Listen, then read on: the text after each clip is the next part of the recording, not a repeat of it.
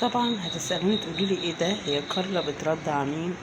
اقول لكم دول قطتين كده يا عيني عمي، لقيناهم تحت.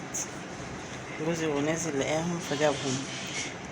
لان انا سمعت صوتهم بعد الفجر كده ومعرفش اعطر عليهم. وبرضه اول امبارح سمعت صوتهم فخفت ان كلب يجي ياكلهم، لان واضح ان امهم مش معاهم، او واضح ان هم اتاخدوا من امهم واترموا بعيد، ما نعرفش الله اعلم. فلما صوتهم استمر فلقيته بيقول لي لا خديهم اديهم لكارلا كده ايه نشوف الدنيا. فاخدتهم ونضفتهم. انا مش عايزه اقرب عشان لو قربت هي هتقوم، انا ما صدقت انها قعدت، لان بقالي نص ساعه دلوقتي او داخله في ساعه تقريبا بحاول اخليها يعني تحن عليهم وترضعهم.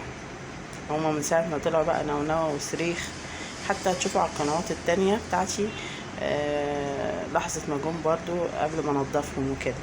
المهم ان انا نضفتهم كده وخليتهم زي الفل، بسم الله ما شاء الله. ما فيهمش حشرات خالص.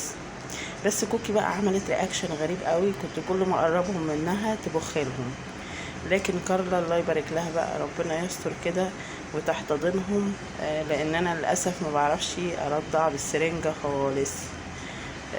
فان شاء الله ان شاء الله كده كارلا تحتضنهم وربنا يستر ويعوضوها بقى عن ولادها اللي توفى.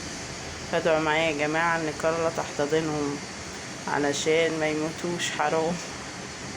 يلا اسيبكم على خير بقى، واشوفكم في الفيديو الجاي واقول لكم اخر التطورات بتاع الطفلين دول. السلام عليكم يا حبايبي.